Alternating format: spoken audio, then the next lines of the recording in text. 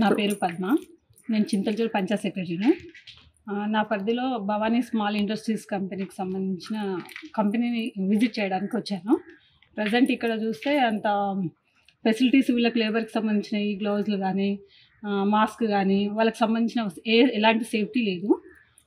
ఇక్కడ విజిట్ చేసి తెలుసుకుంది ఏంటంటే ఇక్కడ వీళ్ళకి సేఫ్టీకి అనేది ఎలాంటి టాయిలెట్స్ కానీ ప్లస్ ఈ గ్లౌజులు ఇలాంటి సేఫ్టీకి సంబంధించిన ఏమీ లేవండి.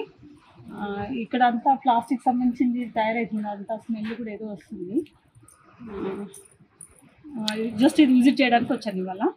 దీనికి సంబంధించిన ఇంకోటి మేడం, దీనికి పర్మిషన్ ఉందా మేడం? మీరు ఇచ్చారా?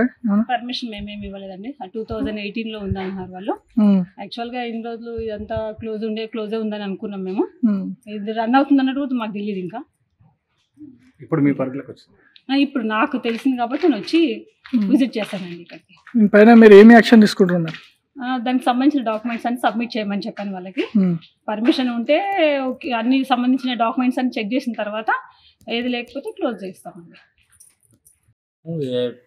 श्री भवानी इंडस्ट्री है और ये माल किधर बाहर से आता है ये हमको नहीं मालूम है, लेकिन माल यहाँ आता है। माल आके गिट्टी तैयार होता है, गिट्टी तैयार होके ग्रेनिंग करते, ग्रेनिंग करके दाना करके या सिर्फ दाना निकाल के हम भेज देते हैं।